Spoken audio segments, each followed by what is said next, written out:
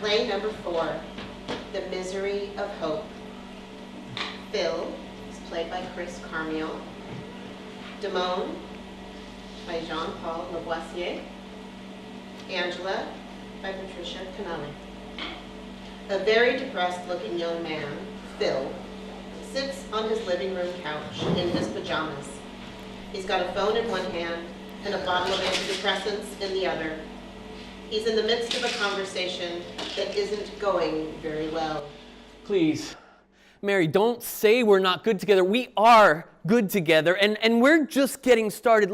Look, I feel like we're just getting started. Let's just give it some more time. Yeah, I know we've been together 2 years already, but okay, I'll take you out more. How about mini golf? I know this great little course that has an awesome windmill, and you hate my apartment. Well, yeah, so do I. But you know I can't afford to move. You know that. Yes, I'll do therapy, just like you asked me to. I'll join a depression group and sit around with a bunch of other depressed guys, and I'll learn from them. Yeah. No, I'm not being sarcastic. I really want to learn better ways to deal with my depression. Yes, you mentioned that I can start breathing deeper like you do in your yoga classes. And yes, I can take more long walks and pay attention to the flowers. And no, I am telling you, I can be happy. You want me to take my meds? I can do that. I got the whole bottle of pills right here in my hand right now, and I'll swallow the whole damn bottle if you want me to. Is that what you want? Am I trying to emotionally blackmail you? No. I was just saying I'll take my meds. I'll do anything you want. Just please, just give me another chance. Please, Mary, just give me another chance, okay? Hello? Damn. What's wrong with me? This is a never-ending cycle of rejection, and now I'm alone, and I don't want to be alone. Damn it. I've screwed up everything I've ever done with my life. I wish I was never born, because I don't want to live a life like this. I don't want to be depressed. I don't want to be a loser. That's what Mary called me. I'm even starting to hear things. I can't keep going on like this. Feeling like every day I'm just a big fat friggin'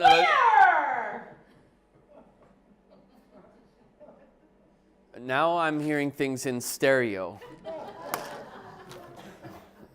Some winner I am. I'm done with this. I've had enough pain.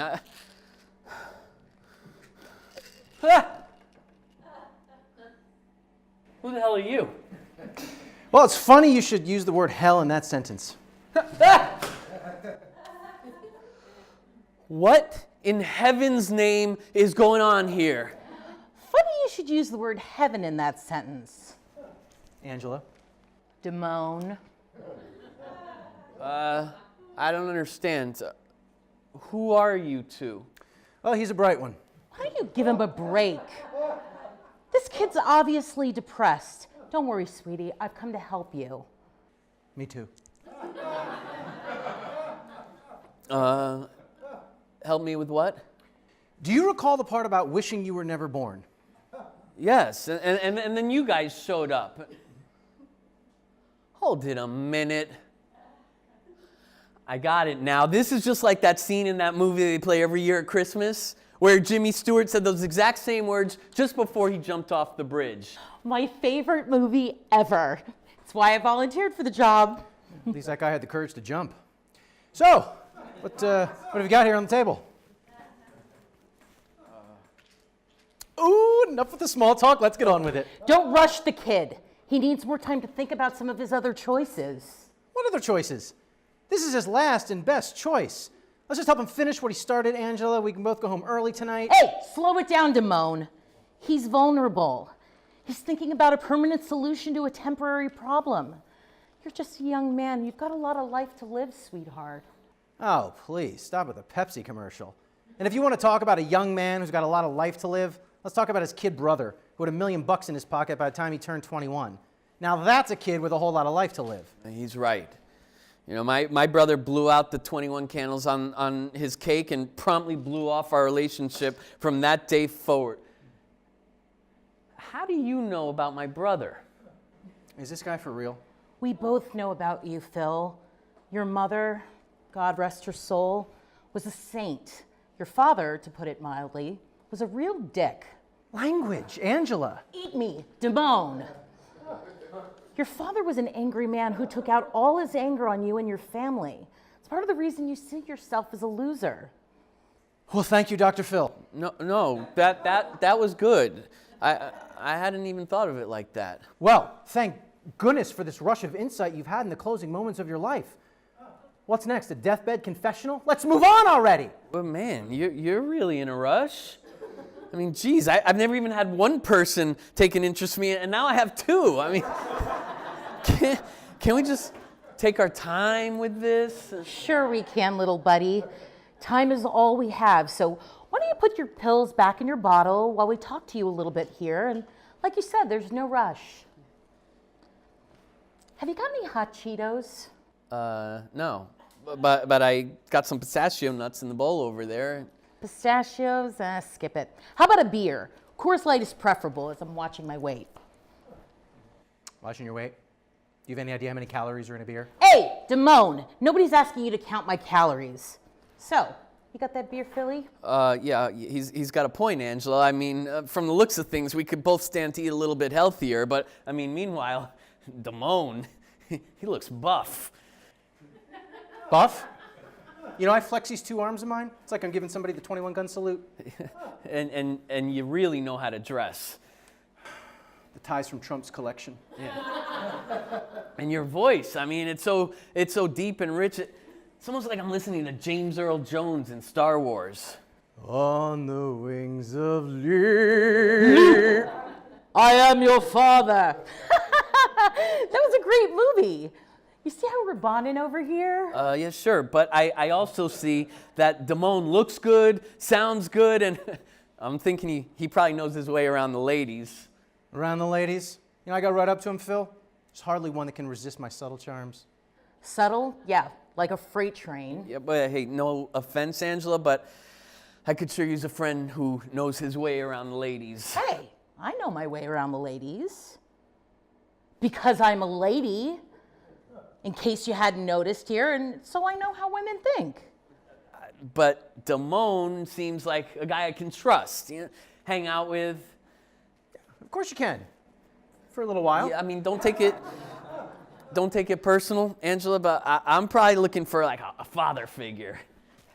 Come to Papa. Let me give it to you straight here, Phil.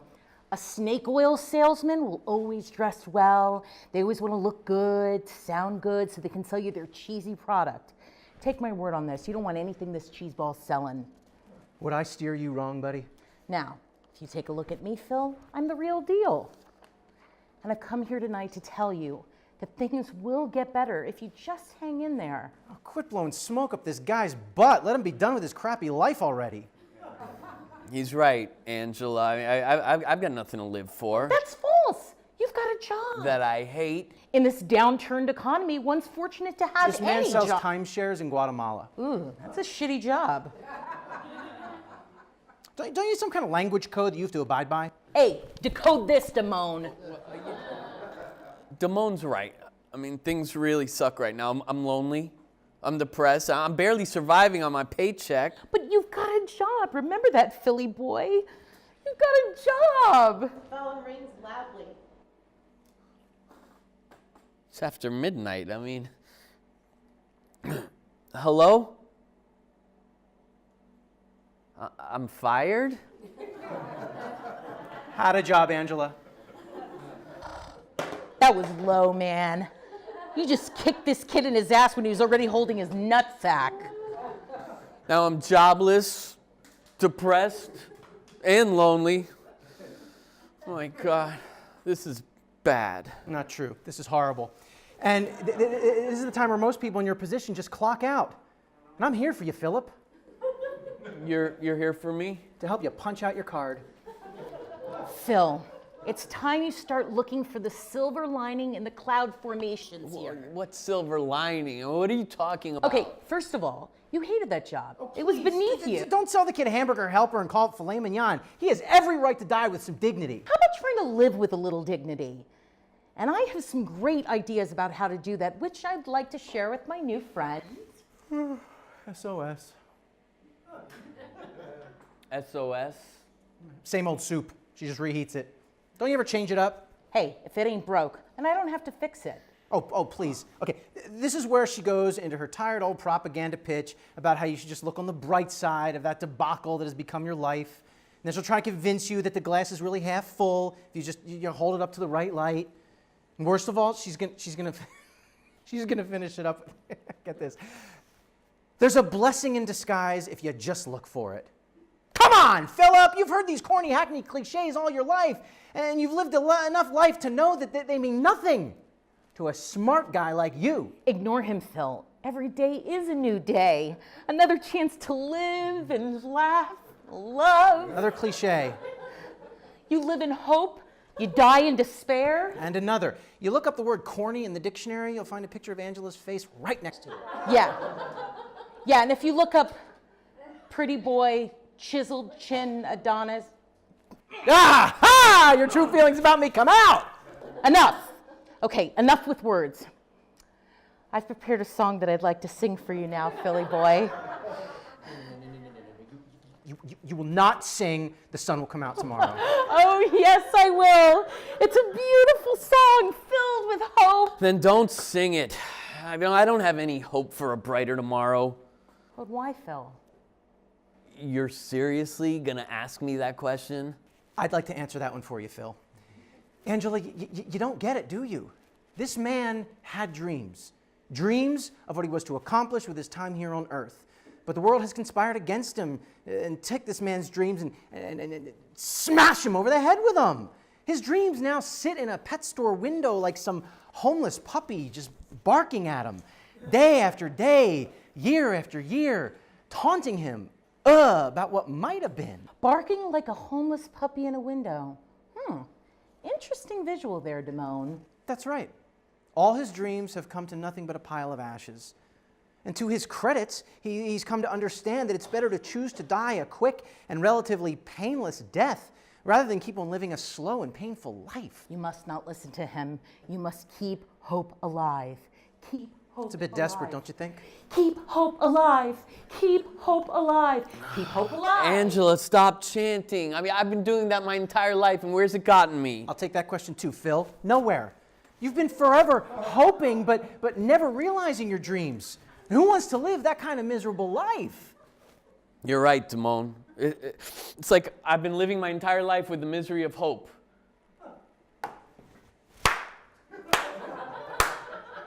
Bravo. The misery of hope. I like the ring of that. Would you mind if I steal that phrase to encourage other lost souls like yourself? Would you? Why not? It's the truth. You see that, Angela? This is Phil's truth. And the truth must be spoken. Now you see why he doesn't want to hear your lousy song? I see nothing of the sort. Admit it, you do see it. And you know that his future's already passed him by. And all he's got left now is this lousy, rotten present moment so that he can finish what he started. And Phil, there is not a man on this planet that would blame you for making this choice. Maybe there's not a man on this planet. I just said that, Angela. Let's move on already. Phil, go ahead. Take the pills. They go down quicker with a shot of whiskey if you got a bottle. I don't drink whiskey. No shocker there. Okay, enough talk already. Hold it, Phil. Maybe there's not a man who would blame you. But what about that homeless puppy that Damone spoke of? What are you talking about? You know, the one that was sitting in the window of a pet store, looking for someone to love him. What about that little creature? Stick to the point, Angela. Stop going off on tangents. Oh, I'm right on the point here, Damone.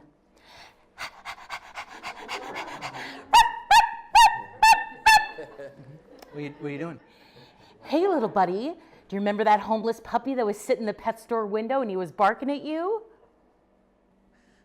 Are you talking about Rocky? Yes! And that pet store was going out of business the next day and nobody had claimed him, the poor little guy. He was left behind sitting in that crappy cage barking at me, staring at me with those big brown bulging eyes. Are those the bulging eyes of which we speak of? That's him. This was my favorite picture of Rocky looking at me with his tongue sticking out like that. And and his tongue was too big for his mouth, and it always stuck out to one side, kind of like this, Phil. Yes! I love that tongue. And his corkscrew tail and that little underbite he had. The underbite, I mean, did it look like this? That's exactly how Rocky looked. A pug? You brought a picture of his own damn pug? Hey. You watch how you talk about Rocky. It was like a son to me. Always giving me kisses. That's right, Phil. So many little kisses he gave you. And then there were those big sloppy ones, especially in the mornings to wake you up. For Pete's sake, you probably just had some food stuck on your face from the night before. No. Those kisses were real. Because he loved me. And those were the best kisses I ever had in my life.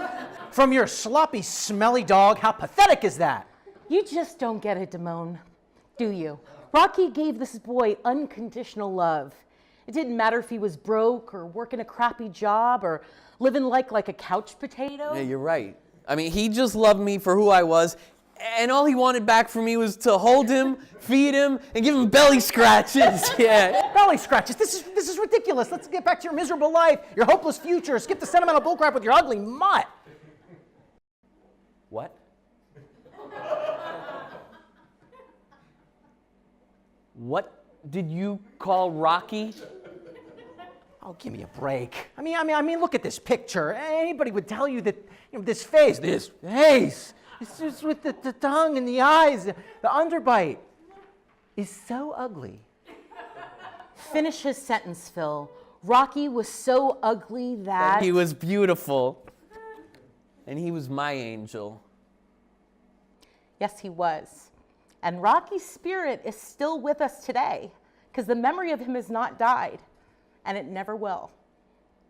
How low can you go, Angela, to toy with his emotions like this? You should be ashamed of yourself. Hey, there's no shame in telling the truth. The truth must be told here. Phil's truth. And what would Rocky say about this thing you wish to do tonight, Phil? He'd want me to live. Yes, he would. And Phil, I have something else for you. It's a little greasy from the barbecue spare ribs the other night, but I think Rocky would have wanted you to have this. An adoption agency? For dogs? They're looking for volunteers. They need people to rescue dogs that have been rejected and are down and out and have nobody to care for them. Dogs that are... Like me? Unbelievable. Whatever happened to the misery of hope, the punching your clock, swallowing the damn bottle of pills? Now, why would I want to do that, Timon? When I just found a reason to live? You obviously don't get me. So why don't you just go to hell? Oh, so sorry, Damone. I mean, it was a great presentation and all, and you look so good. And there's a really great tie, and was it from the You've Been Trumped collection? I believe so, isn't it? But it's time you step away, don't you think? Screw you both! Step away, Timon! Oh, so what do you got to eat, little buddy? There's some leftover pizza in the fridge. It's 2 days old, but I mean, it should be good. Only 2 days? Sounds great. And Phil, I just happen to have a DVD of that Frank Capra classic. It's a wonderful life. Angela, this is great. We can watch it together while we eat the pizza. We sure can. And just so you know, Philly boy, all my really close friends, they call me Angel. Good life. Oh.